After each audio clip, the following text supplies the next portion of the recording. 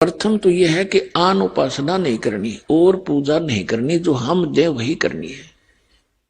इसके विषय में कबीर साहब कहते हैं 100 वर्ष तो सतगुरु पूजा, एक दिन आन उपासी, वो अपराधी आत्मा फिर पड़े काल की फांसी। कहते हैं 100 वर्ष आपने अपने गुरु जी के द्वारा बताई हुई यथार्थ भक्ति कर ली और एक दिन आन उपासना कर ली, कहते तेने बैठा बैठा दिया, सारा काम बिगाड़ दिया, नाम खंड हो गया, परमात्मा रूठ गया। परमात्मा रूठे पाछे फिर हमारे पास क्या रह गया? चाहे कितनी भक्ति कर ली हो, जिस उद्देश्य को लेकर चले थे उससे वंचित रह जाओगे। फिर क्या बताते हैं? परमात्मा की शरण में आने के बाद आपके ऊपर किसी भी देवी देवता, भूत प्रेत, बहरो बेताल का कोई असर नहीं हो सकता। यह सत्कर मान लेना। चाहे को करके देख लियो, कितना कुछ कर लियो, हमने बहुत से प्रमाण भी बता रखे हैं आपको बहुत बार। जो यहाँ भक्त आते हैं जिनके ऊपर इन सियाने सप्टा ने खूब करके देखा, कोई असर नहीं हुआ, उल्टे वही दुखी हो गए, तो उन्होंने स्वयं फोन करके बताया हमारे बच्चों को, हमारे भक्तों को, कि भाई आपकी भक्ति अनमोल है, आज तक हमारे मंत्र किसी पर निष्क्रिय नहीं हुए थे, आप पर यह कारगर सिद्ध नहीं हुए और आप सही लगे हुए। तो पुण्यात्माओं, ये कोई बालकों का बताया मार्ग नहीं है। खुद धनी ने आकर यो ज्ञान दिया अपने बच्चों को जो दास के पास उपलब्ध है। और ये ज्ञान अभी तक छुपा के इसलिए रखना था कि कहीं काल के दूतों का हाथ लग जाता, उनके द्वारा जो नाम भी ये भक्ति बताई भी जाती तो असर नहीं करती, क्योंकि अधिकारी के बिना कोई भी काम सफल नहीं होता। एक छोटा सा लाइसेंस बनवा लो ड्राइविंग चालक का, और वो भी डुप्लीकेट है तो जब पकड़ा जाएगा वो सजा का पात्र होगा। विदेश जाने का पासपोर्ट है, वो डुप्लीकेट, वो काम नहीं करे। और ये तो सतलोक जाने का पासपोर्ट, ये नकली जगह जगह ठग बैठे, मूर्ख बना रहे सारी जनता को, इनके पास वो वस्तु है नहीं और सबका जीवन नाश करते। तो जब यहां से जाते हैं तो बनाने वाला भी दोषी और बनवाने वाला भी। तो कबीर साहब कहते हैं देखा देखी गुरु शिष्य बन गए, किया ना तो विचारा, और गुरु शिष्य दोनों के सिर पे काल ठोका पंजारा, दोनों ने गड़ेगा काल घेर के वहां पर। तो वहां चिल्ला भी पट्टेगा और गुरु जी की भी वही मजाई हो रही होगी, तो दोनों रोएंगे बैठ के। फिर क्या बने? वो छूट की डोर हाथ थे। और फिर परमात्मा कहते हैं जब आप शरण ले लेते हो कबीर भगवान की इस दास के माध्यम से, तो आपके सभी भूत प्रेत पितृ आपके घर से स्थान छोड़ जाते हैं। अब एक भक्त कह रहा था, न बोले जी हम हमारे दूसरे चाचे ताऊआ ने परेशान कर रखे हैं। भाभी क्यों कर रखे हो? कि जी हमारे पहले प्रेत बाधा थी, यहां से दीक्षा लेने के बाद वो हमारी प्रेत बाधा तो खत्म होगी। अब वही प्रेत थी तो मेरे चाचे ताऊआ के भी हुआ, तो उनके वो प्रेत बाधा ज्यों की तो चल रही है, हमारी ठीक होगी। तो उनने क्या सोचा कि इनने हमारे भेज दिए सारे भूत, तो उन्होंने हमारे साथ विरोध करना शुरू कर दिया कि तुम किधर वहां जाते हो बरवाला में, हमारे ऊपर जंतर मंत्र करा के तुमने सारे भूत हमारे भेज दिए, हमारे साथ झगड़ते हैं। तो मैंने कहा उनसे ये कहो कि आप भी बरवाला आओ और देखो वहां क्या जंतर मंत्र किया जाता है। और इसका तो यही है कि जैसे आप जी ने दीक्षा ले ली, जैसे घर में मच्छर हो, मच्छर, और वहां ऑल आउट लगा दे, ये जो आती है कि, तो मच्छर उस घर को छोड़कर कहां जाएंगे? उससे बाहर दूसरे घर में घुस जाएंगे जो बिना ऑल आउट का होगा। तो हमने भाई ऑल आउट दे रखी आप तई। ये भक्ति का जो सच्चा मंत्र है ये ऑल आउट है। और उनसे भी कहो कि वो भी आके यहाँ ले लें ऑल आउट, वो फिर अपने आप वो भी सुखी हो जाएंगे। अब जैसे कबीर साहब कहते हैं कि एक समय ये जितने भी भैरव भूत पित्र और ये देवता देवी मेरे पास आकर खड़े हो गए और कहने लगे, जो आपकी पूजा करते हैं, आपको मानते हैं, वो हमें नहीं पूजते।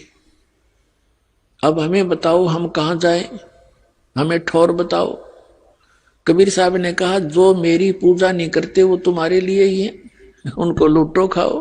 देवी देव ठाड भये हमको ठोर बताओ, जो मुझको पूजे नहीं उनको लूटो खाओ। जाओ तुम जो मुझे नहीं पूछते खाओ। और फिर मर्यादा है बीड़ी शराब तंबाकू सेवन, मदिरा सेवन, मांस आहार और दुराचार, भ्रष्टाचार, चोरी, डाके, ठगी, मिलावट, ये जुल्म नहीं करना। पुणात्माओं, जब भगवान राज्य प्रसन्न हो गया तो सब कुछ मिल गया, और परमात्मा रूठ गया तो सब छूट गया। तो सबसे पहले हमने ये डर कर रहना चाहिए कि भगवान रुष्ट ना हो। रूठो जग सारा, रूठो ना परमेश्वर हमारा, इन्हीं का है परम सहारा। हमने है भी इसी नहीं का, हमें ज्ञान नहीं, ज्ञान होने के बाद भी फिर हम जानबूझ के गलती करें तो ऐसा अनजान फिर भगवान नहीं कि आपकी फिर भी मदद करेगा, नहीं।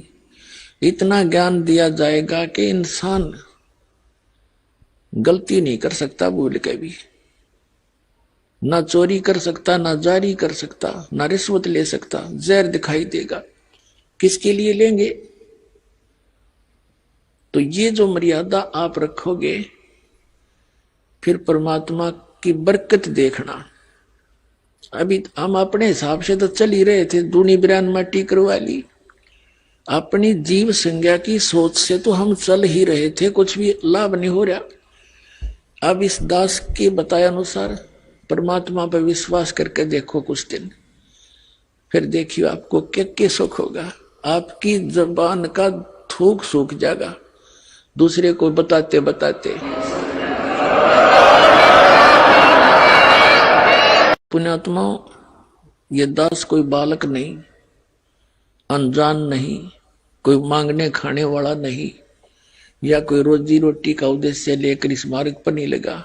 दास को 2 रोटी परमात्मा ने खूब दे रखी थी 2 समय की। जूनियर इंजीनियर इन इरिगेशन डिपार्टमेंट हरियाणा में दास नौकरी करता था, और भाग्य उदय हुआ परम संत स्वामी रामदेवानंद जी के चरणों की धूल मिली, एकदम जीवन बदल गया। जिस टारगेट को लेकर, उद्देश्य के लेकर जी रहे थे, वो तो कति नकली दिखाई दिया। जो उद्देश्य था मूल इस मनुष्य जीवन का, उसको हमने पता ही नहीं था। उस ज्ञान से, उस परम संत के बताए ज्ञान से अंतःकरण में एक न्यारी रोशनी हुई। और फिर सन 1917 फरवरी अमावस्या 1988 को दास को दीक्षा की भीख मिल गई। उस दिन के बाद अपनी नौकरी भी करता था, परमात्मा की भक्ति दिन रात करता था, क्योंकि यह भक्ति ऐसी है जो प्रारंभ से लेकर आज तक भक्ति यही है और है ही नहीं।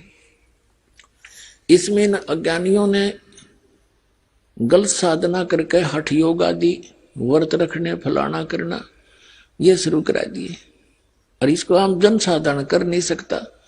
जबकि भक्ति यही है, किसी वेद में, गीता में, या परमात्मा के गौड़ ज्ञान ज्ञान कबीर वाणी में देख लो। नाम उठत नाम बैठत नाम सोवत जाग बे, नाम खाते नाम पीते नाम से ती लाग बे। चलते फिरते बैठते उठते उस मालिक का जाप करना है, नाम से मोक्ष होगा। और अधिक जानकारी वसंत रामपाल जी महाराज जी से निशुल्क नाम दीक्षा प्राप्त करने के लिए संपर्क करें। हमारे संपर्क सूत्र है 822288 0541 8222880542। आप नीचे स्क्रीन पर दिए गए हमारे अन्य नंबरों पर भी संपर्क कर सकते हैं। विजिट करें हमारी वेबसाइट पर। हमारी वेबसाइट है www.jagatgururampalji.org।